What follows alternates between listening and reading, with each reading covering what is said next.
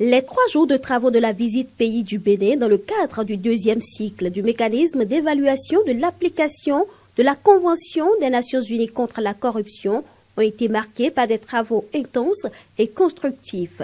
Ce fut une occasion pour le Bénin d'engager avec les experts venus de la Suisse et de la Gambie, ainsi que les représentants de l'Office des Nations Unies contre la drogue et le crime ONUDC, un dialogue ouvert, transparent et enrichissant. Nous avons ensemble revisité les engagements de notre pays, analysé les progrès réalisés, évalué les défis persistants et identifié de nouvelles pistes de renforcement de notre dispositif de prévention et de lutte contre la corruption, notamment dans les domaines de la prévention, de la transparence, de l'intégrité des agents publics et de la participation de la société civile.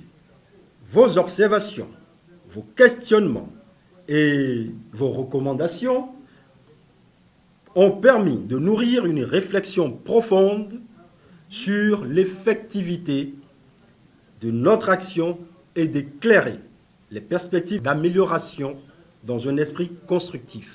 Tout en étant reconnaissant à l'ONUDC pour son accompagnement et son encadrement, le Bénin s'engage à prendre en compte les conclusions des travaux de la présente visite. Le Bénin ne ménagera aucun effort pour donner une suite diligente et concrète aux conclusions de cette visite. Et je puis vous assurer que le Haut Commissariat à la prévention de la corruption, fidèle à sa mission, continuera de mobiliser les institutions nationales, les acteurs de la société civile, les médias et les citoyens autour d'un objectif commun.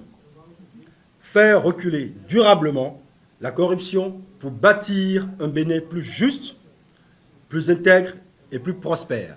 Rappelons que la Convention des Nations Unies contre la corruption a été adoptée par la communauté internationale en octobre 2003 à Mérida, au Mexique.